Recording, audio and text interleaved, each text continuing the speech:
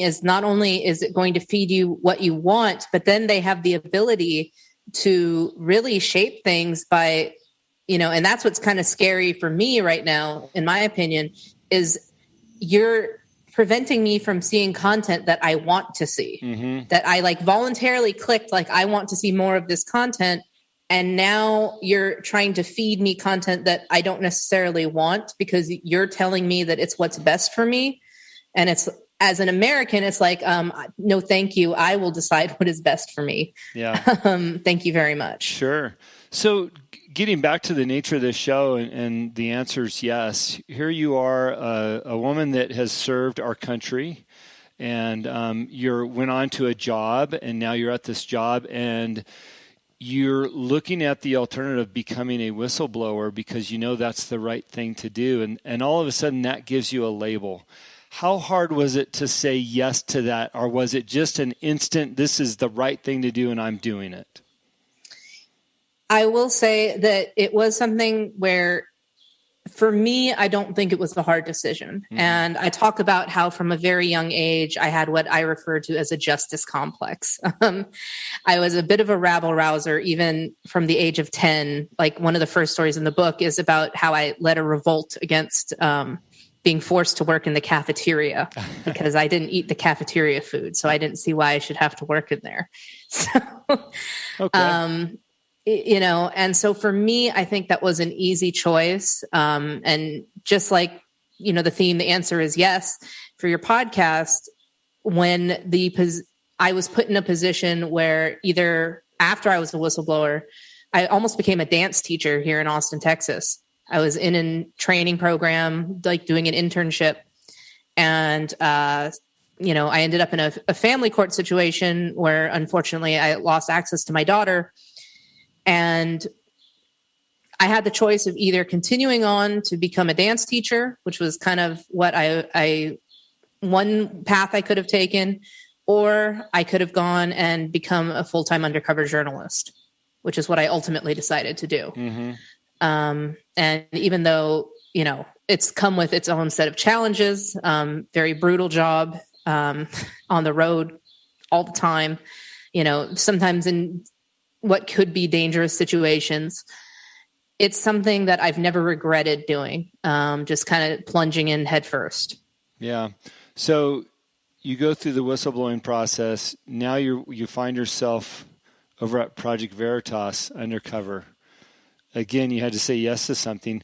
By the way, you say it could circumstantially be very dangerous, as in threatening to your life or losing all your assets. What do you mean by that? Because I think it's important for people to understand the magnitude. Right. And so one of the most terrifying things that can happen to you, and actually it did happen to me last summer, is the terrifying power of the media to then smear you. Yeah. My identity, the whole time I worked at Project Veritas, never got leaked. I never got caught. I never got burned while I was undercover. And when I left Project Veritas months later, all of a sudden I have reporters calling me. I have people outside my house. I have people literally stalking a guy who I had gone on a couple dates with. Wow. Crazy stuff. And all of a sudden there's these articles out there about me, trying to claim that I'm some kind of white nationalist. And I'm I'm not even, I'm half Asian. I'm not even, that's a little odd. Yeah. And just making these kind of crazy accusations. So I would say that was one big risk. And then two, sometimes it was actually dangerous to my life. There was a Bernie Sanders staffer who I was worried would show up at my house with a gun, because he literally talked about, wanting to throw Republicans into gulags, he said liberals get the wall first. He was a self-professed anarcho-communist. Wow. And so, yeah, sometimes it was, physically dangerous, but then also forever being branded as this Project Veritas, undercover reporter. It made it where I knew that my life could never be truly normal ever again. Yeah. So you obviously, that's something you said yes to as a career, but how do you feel about that now? I mean, are you looking back on, wow, I should have done that? Or you're looking back and going, I'm proud of the work that I've done because of the results and what I was able to accomplish? Oh, I definitely look back and I'm extremely proud of the work I've done. I talk about this a lot, where I think one of the most rewarding things that came from this is I was actually the first Project Veritas whistleblower story. To see all the whistleblowers who have come after me, and to see how that program has grown to where now they have literally a 24/7 manned tip line, because they have so many people reaching out from inside of, whether it's government, media, tech, these institutions, is really amazing to see what saying yes to that decision led to. Would you mind for a minute describing the magnitude and size of Project Veritas? I'm familiar. I've asked several people recently about it, and people just still surprisingly don't know about it. Could you tell us what it is and a little bit more? Yeah, so Project Veritas, it was founded by James O'Keefe, who became famous, or we'll say infamous, he went undercover when he was in his 20s. He dressed up as a pimp, and he had a woman named Hannah Giles who dressed up as a prostitute. They went into Acorn offices, where Acorn was a government-funded agency. They were more than willing to help him set up a brothel and hide it on the taxes and hide importing underage girls from El Salvador. Oh, man. And so he founded Project Veritas, which is an undercover journalist organization that exposes corruption and fraud in government, media, tech, pretty much anywhere that corruption can be found, which is pretty easy to find these days. Yeah, and it's not just in politics, it's across the board. Oh, absolutely. Like I said, it's government, it's tech, it's media. They've done all sorts of stuff, schools. Yeah. So you leave Project Veritas, and then you decide to write a book. How did that come about? Obviously, you've got a very interesting story. I would have wrote a book too, but it's a lot to tackle.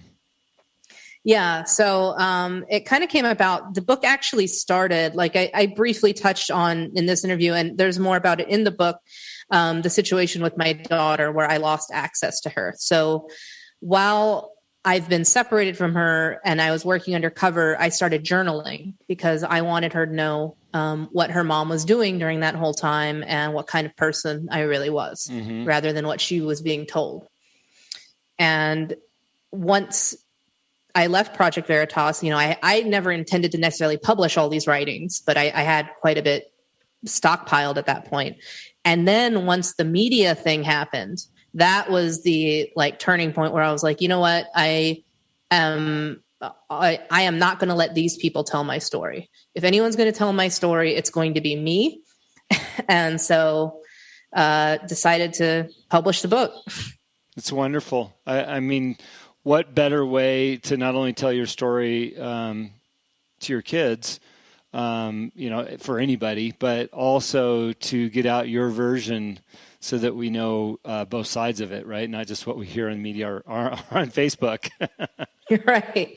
Because these people who were writing these articles about me, I said, they're pretty unhinged. I said, you stalk some guy who I went on a couple dates with.